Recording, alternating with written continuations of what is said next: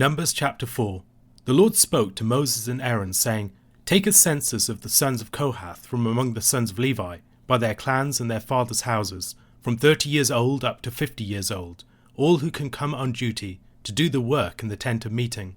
This is the service of the sons of Kohath in the tent of meeting, the most holy things. When the camp is to set out, Aaron and his sons shall go in and take down the veil of the screen, and cover the ark of the testimony with it. Then they shall put on it a covering of goatskin, and spread on top of that a cloth all of blue, and shall put in its poles. And over the table of the bread of the presence they shall spread a cloth of blue, and put on it the plates, the dishes for incense, the bowls and the flagons for the drink offering. The regular showbread also shall be on it.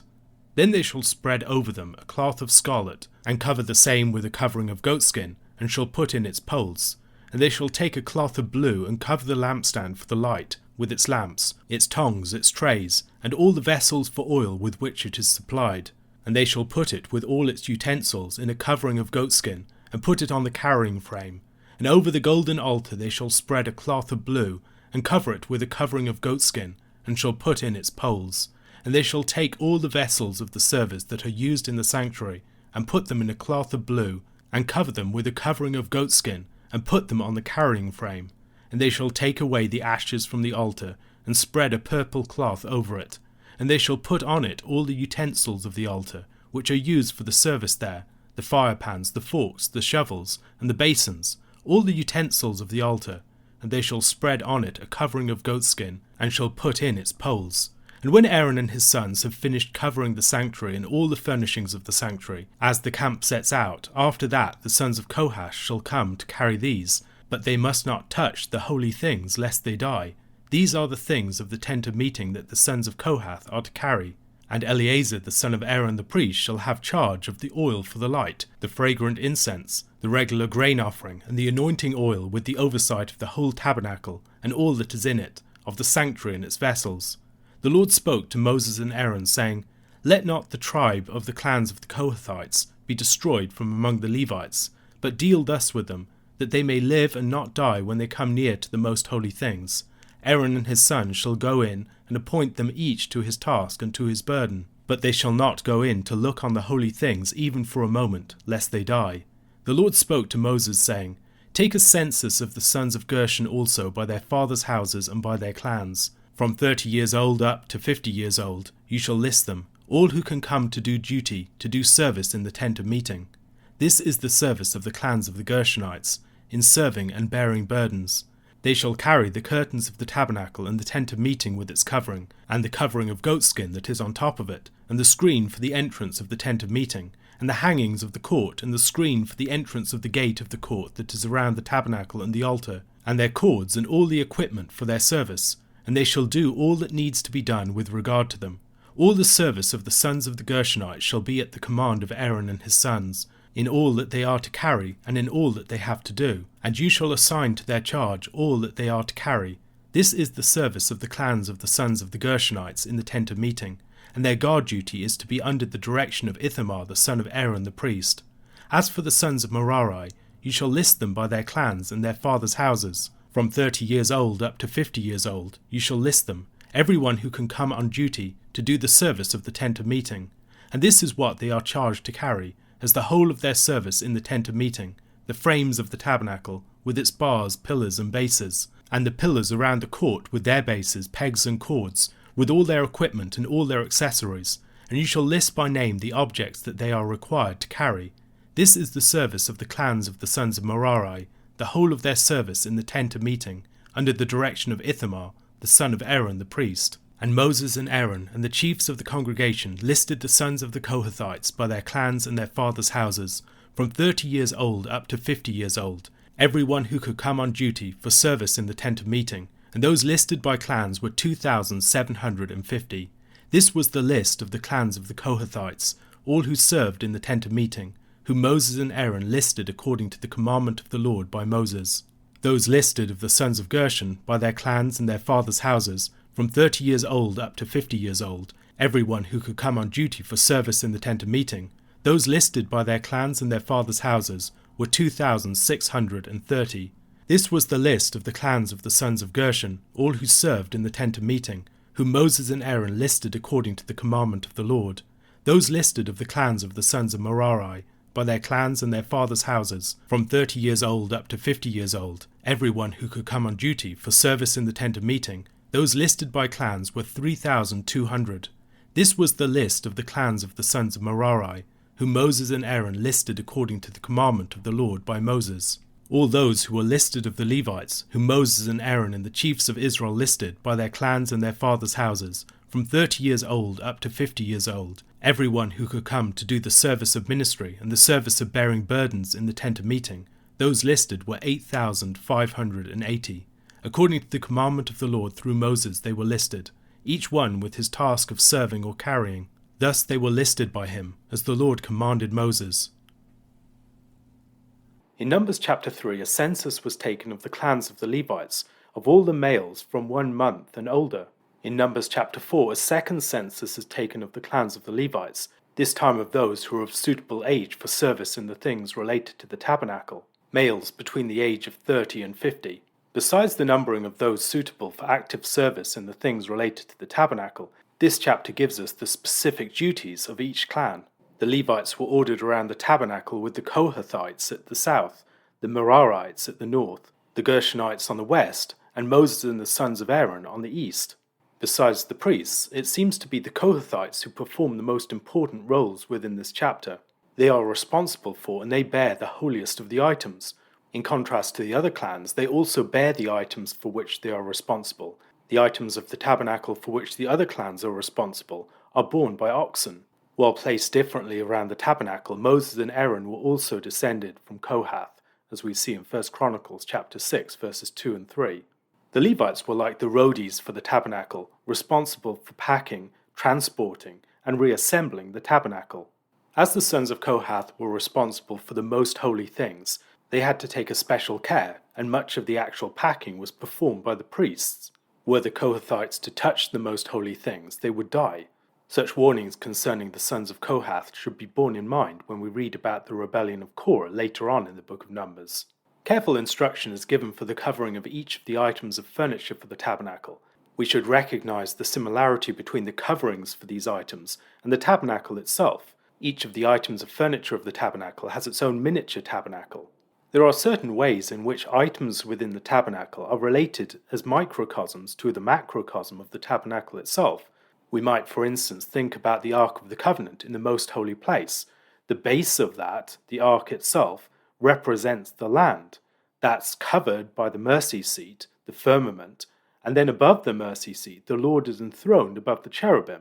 That is, as it were, the most holy place upon the Ark of the Covenant itself, a sort of sanctuary in miniature within the greater sanctuary, like a smaller Russian doll hidden within a larger one. The order of the duties for the packing up and transporting of the tabernacle moved from the priests to the sons of Kohath to the sons of Gershon to the sons of Mararai, from east to south to west to north of the camps of the Levites. Eleazar the son of Aaron has particular responsibility for oversight of the house of Kohath, whereas Ithamar the son of Aaron has particular responsibility for oversight of the clans of Mararai and Gershon. The Cohethites are responsible for the Ark of the Covenant, for the veil for the most holy place, for the table of showbread, for the lampstand, for the golden altar, and for the bronze altar in the courtyard. Perhaps we should assume that the bronze laver was included with the bronze altar, but it's not explicitly mentioned here. The Gershonites are responsible for the various screens and hangings that surround the tabernacle, the actual tent and the hangings surrounding its courtyard, while they carry the screens for the entrance to the tabernacle courtyard and for the entrance to the holy place. The veil to the most holy place is carried by the sons of Kohath. Finally, the clan of Mararai is responsible for the frames, pillars, and bases, the structures that would bear all the fabrics and hangings, along with the pegs and cords and other things associated with them. In Exodus chapter 26, verses 31 to 33, instructions were given for the construction of the veil for the most holy place. And you shall make a veil of blue and purple and scarlet yarns and fine twined linen. It shall be made with cherubim skillfully worked into it, and you shall hang it on 4 pillars of acacia overlaid with gold, with hooks of gold on 4 bases of silver. And you shall hang the veil from the clasps, and bring the ark of the testimony in there within the veil. And the veil shall separate for you the holy place from the most holy. While attention is given in Exodus to the various fabrics of which the tabernacle should be constructed, in Numbers chapter 4 even more attention seems to be given to this aspect of the tabernacle, with different colours stipulated for the covering of different items.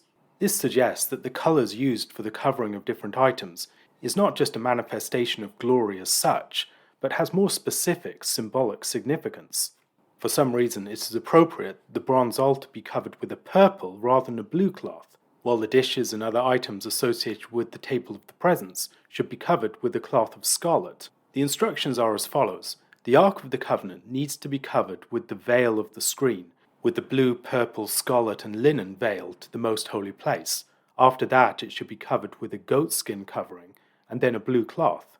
The table of the presence is covered with a cloth of blue. Upon that the incense dishes, drink offering flagons and showbread is placed, and then upon that a cloth of scarlet. On top of all of those items there is a further covering, the covering of goatskin.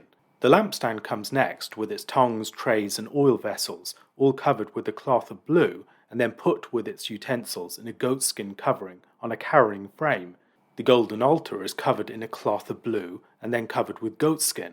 The vessels of the service of the sanctuary are covered with a cloth of blue and goatskin. Finally, the bronze altar is covered with a purple cloth, its utensils are then placed upon it, and all of that is covered with goatskin. The items of the holy place are generally covered with a blue cloth and then a goatskin covering.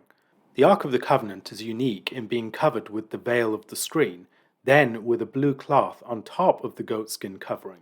The other two items that stand out are the bronze altar, which is covered by a purple cloth beneath its goatskin covering, and then the incense dishes, drink offering flagons and showbread, which are placed upon the table of the presence with its covering of a cloth of blue, and then covered in their turn with a cloth of scarlet. When fully packed up, the distinctive item would be the Ark of the Covenant. While the external covering of all the other items was goatskin, its final layer was blue. The Ark of the Covenant would then stand out from the other items. This was fitting because it was that which led them upon their way, as we see in Numbers chapter 10, verses 33 to 36. So they set out from the mount of the Lord 3 days' journey, and the Ark of the Covenant of the Lord went before them 3 days' journey, to seek out a resting place for them. And the cloud of the Lord was over them by day, whenever they set out from the camp. And whenever the ark set out, Moses said, Arise, O Lord, and let your enemies be scattered, and let those who hate you flee before you. And when it rested, he said, Return, O Lord, to the 10,000 thousands of Israel. The Ark of the Covenant was unique in having for its inner covering the veil to the most holy place. This again was fitting because it was the one item of furniture being carried from the most holy place. All the items of the holy place have a blue covering and then a goatskin covering, and then the bronze altar, the one item of the furniture of the courtyard that's mentioned, has a purple covering beneath the goatskin. This suggests that the covering of the items corresponds in some way to their location within the tabernacle itself. The most holy item, the Ark of the Covenant, is covered with the veil to the most holy place. The items of the holy place are covered with blue, and then the bronze altar of the courtyard is covered with purple. The one exception this leaves are the incense dishes, drink offering flagons, and showbread of the table of the presence. These items are placed upon the table of the presence, which has itself already been covered with a cloth of blue. However, they are covered with a cloth of scarlet. Perhaps they are exceptions in that they represent those things that are brought into the holy place from without, the drink offerings, the showbread, and the incense. They do not represent fixed items of the holy place, but items that are brought near. Hence their covering is one of scarlet, perhaps representing the covering of blood. Here we need to consider the symbolism of these colours more generally. We have already noted a correspondence with the situation or location within the tabernacle and the covering that an item has. We can also consider the costliness of these coverings. Scarlet, blue, and purple were all expensive dyes.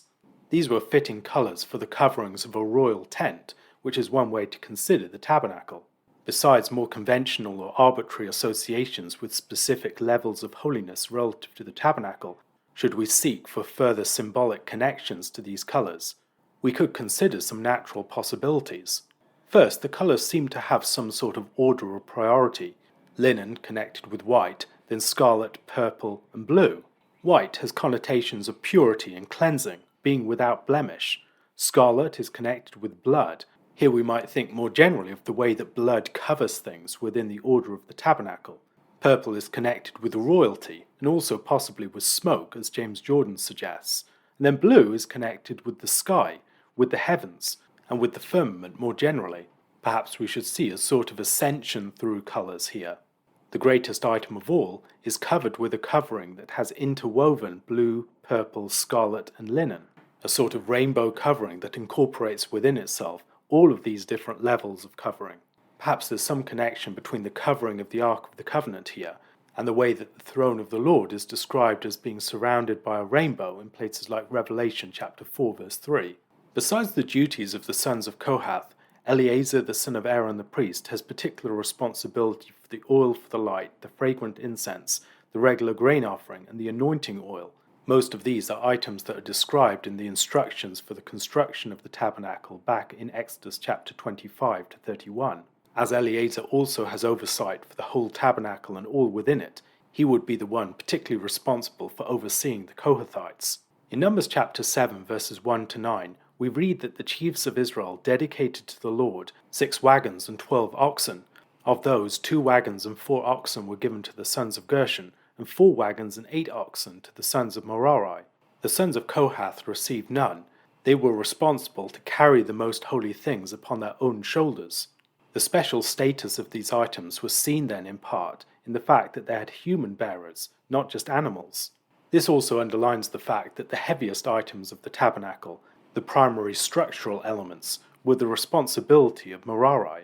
In association with the tasks of Mararai, the instruction is also given that the objects should be listed by name. Of the 3 clans, Mararai was the one that faced the greatest danger of leaving some item behind or failing to account for it, as so many of the items committed to their charge would have been similar or identical to each other. We can imagine that each one of the members of this clan would have a very specific item that they had to pay attention to. Such a detail is suggested by the final verse of the chapter. According to the commandment of the Lord through Moses they were listed, each one with his task of serving or carrying. A question to consider: where in Scripture do we see a failure to observe these instructions in carrying holy items, leading to tragic consequences?